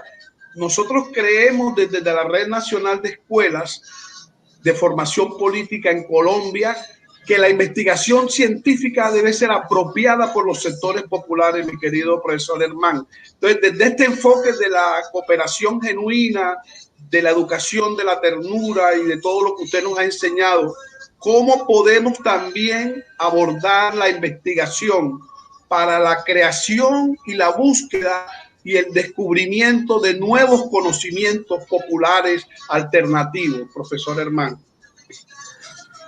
Mire, con respecto a eso, Javier, yo creo que quienes han querido limitar el trabajo investigativo a una supuesta élite de académicos se han equivocado muchísimo. Solo nos toca valorar ese niño o niña a partir del momento que nace, en sus primeros años de vida. ¿Qué es lo que hace? Investigar. La investigación es parte de nuestra vida, es parte del crecimiento. La investigación es parte de nuestro quehacer diario para todas las personas, sin excepción. Cuando se me plantea una tarea, puede ser una tarea tan sencilla que dice, tengo que ir para allá. Si es un lugar que no conozco, tengo que investigar por dónde tengo que viajar y cómo voy a ir. Si puedo ir a pie, si puedo ir en bicicleta, si puedo ir en moto, en carro, en bus, lo que sea. ¿Sí? Pero hay que investigar. Todo eso es investigación. ¿Sí? Lo importante es que todas esas experiencias investigativas en todos los niveles de la población, ¿sí? De que en estas escuelas, y esta es la formación, ¿sí? De que aprendamos a sistematizar los procesos de investigación, reflexionar sobre cómo lo hacemos, por qué lo hacemos de esa manera y qué aprendemos de hacerlo por esa manera y cómo podemos aplicar eso en otros momentos. Yo creo que de verdad, más a nivel de educación, a nivel de educación popular, ¿sí? Es tan importante que reconozcamos nuestras habilidades investigativas en la vida diaria, para que podamos compartir también lo que investigamos y que podamos expresar los resultados de nuestras investigaciones, compartirlas. Y eso no tienen que ser esos escritos académicos. Está bien, ¿verdad? En el mundo académico, los artículos científicos, como dicen, pero aquí entre nos, ¿quiénes los lean? Creo que es mucho más importante que aprendamos a expresar lo que investigamos desde el corazón a nivel de que puede ser, bueno, algún escrito, un poema, una canción, que puede ser un teatro popular, un teatro alternativo, que también hay muchas experiencias en Colombia con respecto a eso. La investigación-acción, como la que mencionaba, de verdad, esto es súper importante, pero desgraciadamente muchas veces, y no lo digo por Colombia, ¿verdad? Porque no tengo esa experiencia allá, pero lo digo por lo que aquí, a veces cuando se habla de investigación-acción, que no tiene el verdadero sentido de la investigación-acción, que es la transformación a través de la investigación y la transformación participativa, donde la comunidad participa en eso. Desde la investigación, ir también la investigación-acción participativa, así igual a veces lo menciona. Aquí como que yo he sentido que quieren integrar la investigación-acción, pero le dan otro sentido. Investigan de manera muy tradicional y que después se convierte en algo que quieren hacer. Pero no es ese el sentido propio de la investigación-acción, es la acción a través de la investigación dentro del proceso de investigación.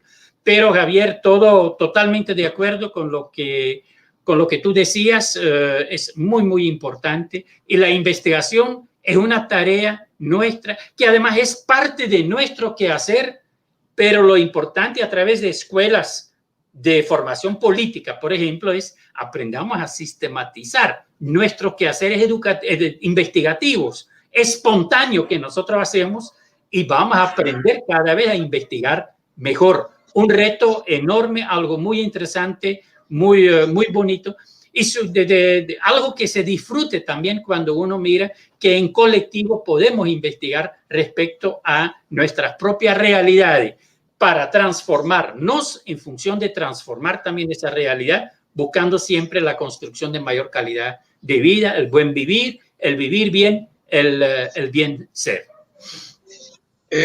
Muchas gracias, profesor Herman. No se me vaya, que ya está, me dice Kevin, que ya está con nosotros el senador Bolívar. Kevin, ¿ya tienes al senador por allí? Sí, señor. Ya Senador está entrando. Bolívar, destacado senador nuestro, aguerrido, defensor de los derechos humanos en Colombia. Nos sentimos muy orgullosos de nuestro senador Gustavo y nos honra con su presencia. Vamos a esperar unos minutitos que se cuadre allí nuestro senador Gustavo Bolívar. Gustavo, ¿nos escucha? Buenas tardes. Yo los escucho, sí, claro, yo los escucho. Estoy tratando de buscar una buena conexión. Bueno, senador, bienvenido. No sé si me para escuchan nosotros es un gozo muy... Sí, ahí te escuchamos bien, Gustavo. Para nosotros es un gozo, Gustavo, que nos visites. Sabemos que andas ocupadito.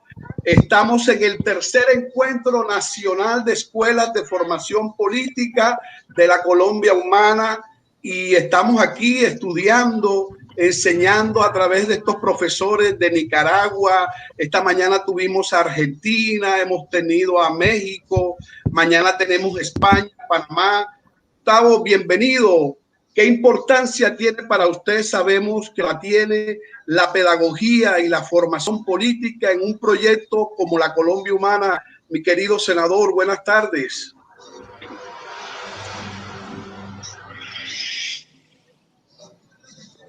¿Me escuchan? Perdón. Regálenme un segundo, voy a conectarme a otro teléfono. Bueno, no, bueno. No voy a colgar. Bueno. Bueno, mientras el senador se cuadra allí, que son avatares técnicos normales. Kevin, Sí, señor. como lo decía Herman en alguno de sus pasajes, la juventud es muy importante que los jóvenes se vayan integrando a estos procesos. Kevin, ¿cómo te ha parecido toda esta enseñanza del profesor Herman? ¿Qué es lo que más te ha gustado, Kevin? Muy excelente, muy explicada. Nos da a conocer sobre diversos temas que nos van a servir para poder transformarnos y cambiar cosas de la vida cotidiana, cambiar los hábitos y la política. Kevin, una de las cosas que más me llama la atención, Kevin, es que la enseñanza del profesor Herman y de todos los profesores que nos han antecedido es que yo la resumo en una frase muy importante. La educación debe ser un placer, la educación debe ser un gozo, debe ser alegría, disfrute.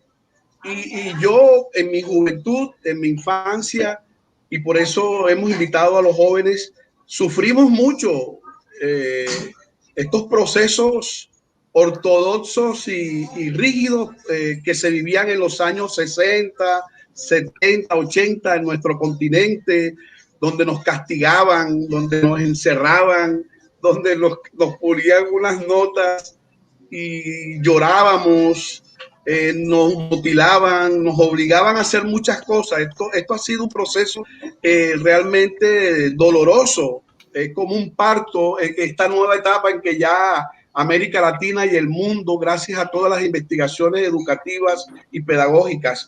Por eso es importante que los jóvenes hoy se apropien de esto, Kevin. ¿Ves un nuevo horizonte, una nueva esperanza, Kevin? Enseñanzas. Ya está el senador con nosotros para que empiecen. Sí, aquí estoy ahora sí.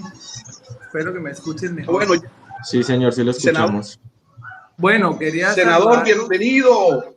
Le preguntábamos que cómo le parece la formación y la pedagogía en el proceso de construcción de la Colombia humana. Buenas tardes, senador. Buenas tardes, buenas tardes. Muy contento de saber que ustedes hacen estos encuentros, porque durante muchos años, ustedes saben, parte de que esa clase política corrupta se haya enquistado en el poder por tantas décadas obedeció prácticamente a un desconocimiento popular de la pedagogía política, de la política en sí. Y esto pues tenía que ver porque, como lo sabemos hoy en día, por los bajos presupuestos que se invierten en educación, pues parte de esa premeditación con la que ellos han podido cooptar todos los poderes es el de no invertir en educación, porque nuestros padres, por ejemplo, para los jóvenes que nos ven, fueron víctimas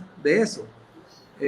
Nuestros padres tuvieron que beber la información de medios de comunicación que estaban en manos de grandes poderes y a quienes no les convenía prácticamente que la gente conociera ciertas verdades. Con la llegada de las redes sociales, pues todo esto ha dado un vuelco. Yo creo que la gran revolución de este siglo ha sido las redes sociales, porque a través de las redes sociales pues han llegado verdades de muchas partes, proliferan informaciones non santas para los grandes medios de comunicación, y a través de beber de todas estas fuentes, pues los jóvenes se han podido hacer a un criterio distinto al que quieren que tengamos los medios de comunicación masivos en manos de los grandes grupos económicos. Y es muy sencillo, es un juego de poder en el que unas personas que quieren mantener un statu quo que les brinda privilegios, que les brinda corrupción, que les brinda beneficios tributarios, que les brinda la manera de enriquecerse y de triplicar o cuadruplicar, como sucedió con este capital de Luis Carlos Sarmiento en estos 18 años de uribismo, que ha cuadruplicado su capital. Él era un hombre que antes de 2002 tenía 2.000 o 2.500 millones de dólares, hoy tiene 16.000. Y todo esto obedece a parte de lo que le estoy diciendo. Todo el problema se resume en tierra y en plata. y ellos la tienen y la quieren toda, no quieren compartir, y eso ha hecho que este país sea uno de los más desiguales de la tierra. Por eso, muchachos y los que están aquí escuchándome, este es el camino, prepararse porque necesitamos argumentos para poder convencer todavía a una franja de población muy grande que no cree todavía, que les sigue creyendo a ellos, y que definitivamente han sido manipulados, como nuestros padres, por ejemplo. Manipulados a lo largo de 40 o 50 años que llevan los medios masivos de comunicación gobernándonos prácticamente. Entonces, por eso tan importante las escuelas de formación, no como un instrumento para sembrar, como les dijera, no como un instrumento adoctrinador, porque ustedes ya están muy grandes para que vengan a creernos todo lo que les digamos nosotros. Ustedes ya saben qué creer y en qué creer, porque también la verdad está sustentada en unos hechos, en una evidencia, y la evidencia está ahí a la mano. Como somos un país más desigual, un país menos educado, que estamos siempre en los últimos lugares en las pruebas PISA, es un país donde es uno de los países del mundo donde hay más feminicidios, es uno de los países del mundo donde hay más corrupción. O sea, toda esta la evidencia que tenemos en la mano para darnos cuenta qué han hecho con nosotros, qué han hecho con este país. Y por eso lo importante es, a través de estas escuelas, a través de estos espacios que yo celebro que ustedes tengan hoy, poder tener los argumentos para salir a convencer a las demás personas, las que todavía no se han quitado la venda, de lo mal que hemos sido gobernados, de lo tan explotados que hemos estado, y de cómo el Estado se ha puesto al servicio de unas mafias que todavía gobiernan y desafortunadamente podrán hacerlo por más tiempo si en 2022 no le ponemos fin a ese yugo, digamos, que pasa precisamente por la ignorancia de este país. Entonces, pues no, quería saludarlos, muy contentos, me encantaría saber al final de todos estos espacios si quedan unas memorias para conocerlas, para leerlas. Con Gustavo Petro hemos tratado de aportar también a estos espacios los domingos con nuestras columnas, especialmente las de él, obviamente, que es el maestro. Ha escrito 25 columnas Gustavo Petro, yo los invito a leerlas. Ahí hay una cantidad de acervo casi que probatorio de todas las injusticias que han cometido con este país, de lo que se proyecta como una Colombia humana hacia el futuro, de cómo nosotros todos podemos reconstruir esta patria, porque realmente está deshecha, reconstruirla desde los derechos humanos, desde la paz ambiental, desde el cuidado del medio ambiente, de regresar a esa justicia social que nunca han tenido en nuestros territorios, en fin, todo está ahí, más todos los aportes que ustedes hagan cuando abramos estos micrófonos y estos espacios para construir el programa de gobierno, del que seguramente tendremos aportes de otros partidos que van a participar en esa gran consulta que queremos que dé como resultado al próximo presidente de Colombia. Entonces, bueno, no les quito más tiempo, voy a escucharles un ratito y les agradezco por haberme escuchado aquí también.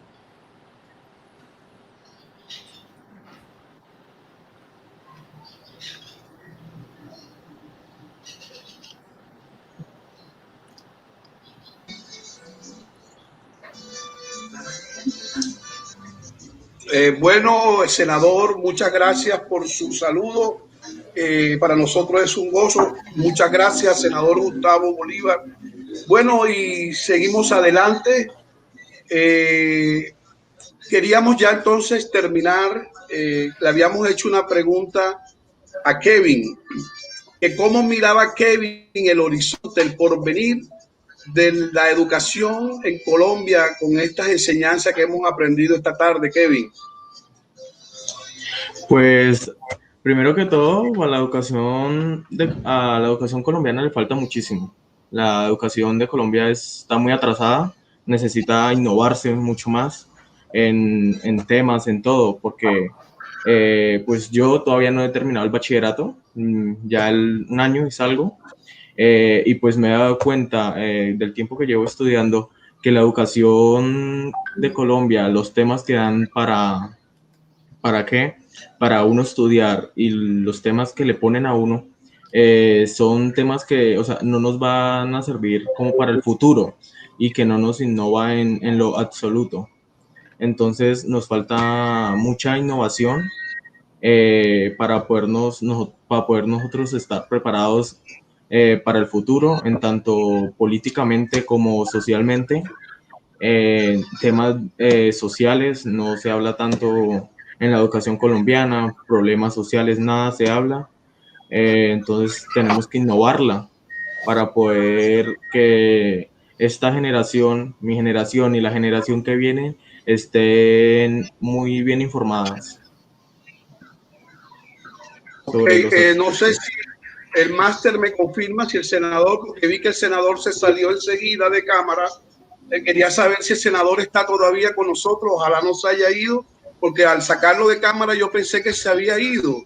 Quería hacerle una... Aquí ando. Senador Gustavo. Sí, señor. Sí, Gustavo, ¿me escuchas? Sí, señor, aquí lo escucho. Gustavo, mira, estamos con un profesor investigador de Nicaragua, el profesor Hernán Van del Ben. Quisiéramos, por favor, que le enviaras un saludo a Nicaragua y a Centroamérica, México, Honduras, Costa Rica, Panamá, que nos están siguiendo por las redes en este momento. Señor Gustavo, un saludo del movimiento Colombia Humana, escuché América y en especial Nicaragua, por favor, a través del profesor Hernán Van del Ben. Adelante, Gustavo. Gracias, sí, escuché gran parte de lo que habló el profesor, estaba atento, yo había entrado hace un ratito a escucharlo. Pues obviamente son ya personajes sabios que nos tienen mucho que enseñar y desde luego le envío un gran saludo al pueblo nicaragüense también, a toda Centroamérica, que ha sido también casi que precursor de las revoluciones en el mundo. Y pues esperar que algún día tengamos el placer de conocerlos, de visitarlos también. Profesor, muchas gracias por sus palabras, por lo que le enseñan los muchachos. Gracias, senador. Ya ahora sí no le quitamos más tiempo porque sabemos que está ahí lo sigo escuchando, lo voy a seguir escuchando un ratito. Bueno. Hermán, cuéntale, danos un saludo al senador allí. ¿Cómo has visto tú toda esta política nuestra también, hermano? Un saludo para el senador. Adelante, profesor. Bueno, desde Nicaragua, cuando me llegó la invitación, ¿verdad?, de parte de Colombia Humana, por supuesto, yo tenía mucho interés en acercarme y muy contento de poder ser parte de eso. Más por ese movimiento o la red de escuelas de formación política que, tal como decía Gustavo, de verdad, esto es un elemento muy importante para cualquier movimiento político. Lo que mucho me llama la atención es también, de verdad, de que lo hablan del movimiento Colombia Humana, ¿verdad? Que yo lo había escuchado mencionar porque las veces que he ido a Colombia, cuando estuve en Bogotá, cuando estuve en Medellín varias veces y en Bucaramanga, entonces eso, bueno, estas visitas directas también como que le acercan a uno la realidad del país. Y por supuesto aquí también, igual como nuestro compromiso político también dentro de la Revolución Popular Sandinista, tanto en los años 80 como el día de hoy, que también seguimos nosotros con eso.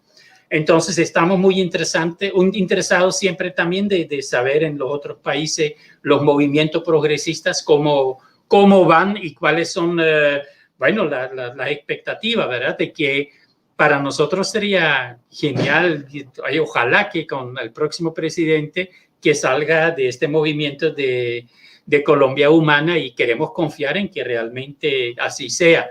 Yo quisiera que en algún momento, no sé cómo, ¿verdad? Virtual también puede ser, alguna experiencia con respecto a eso de la red de escuelas de formación política, porque me parece eso algo muy importante y muy interesante.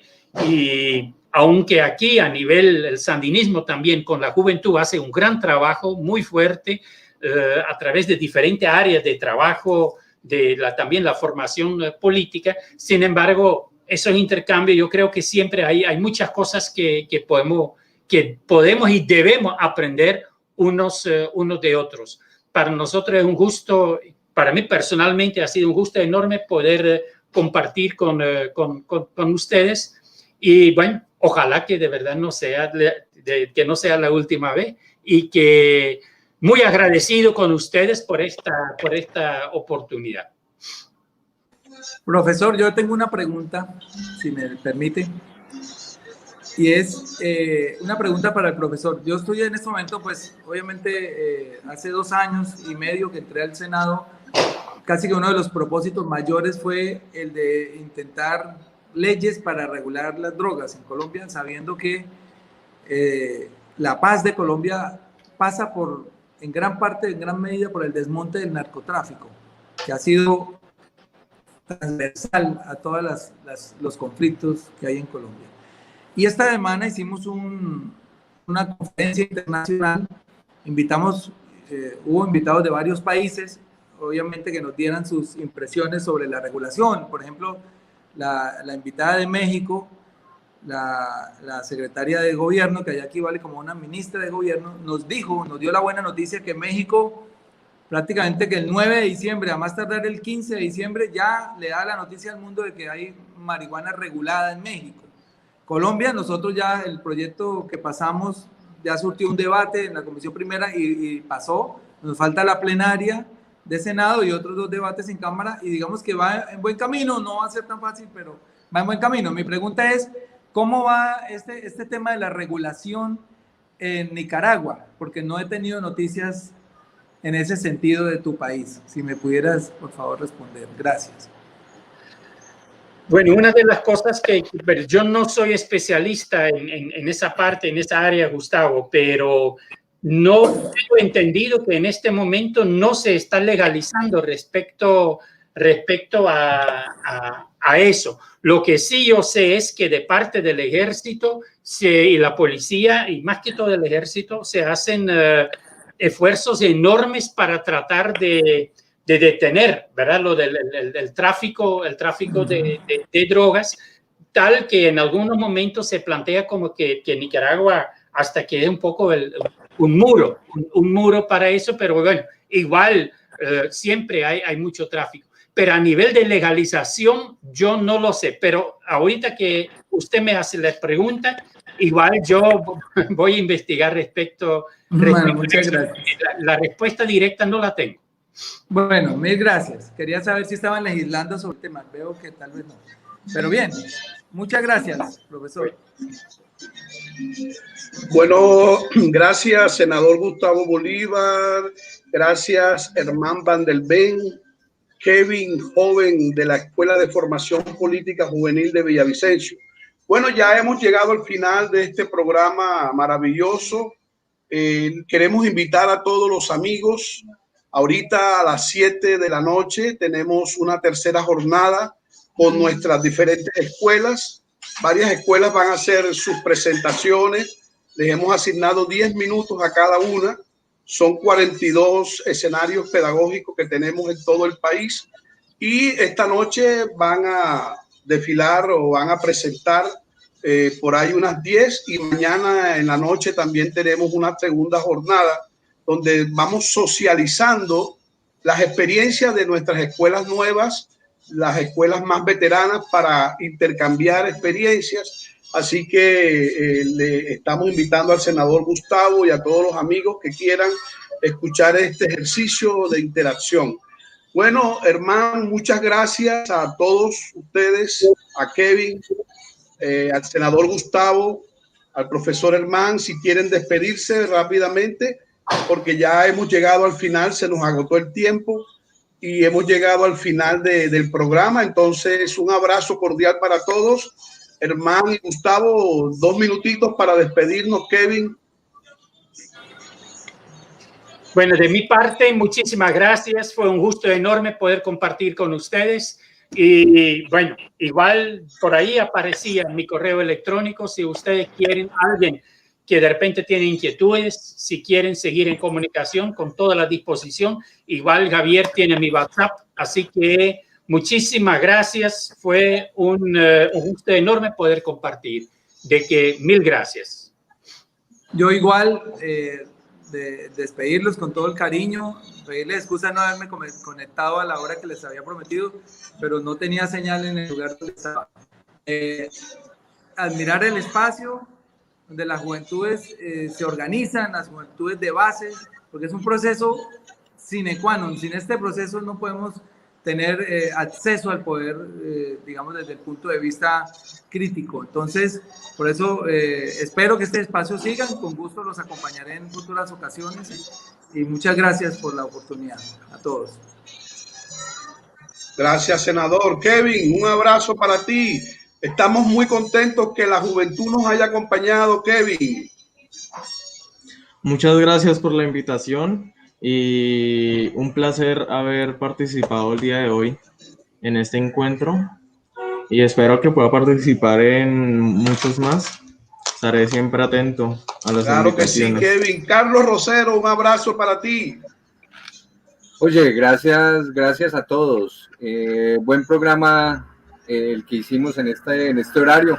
Ahora continuaremos con el de las 7, Javier, para que lo confirmemos, lo invitemos a la gente para que esté ahora a las 7 con el compañero José Lurduy, ¿cierto?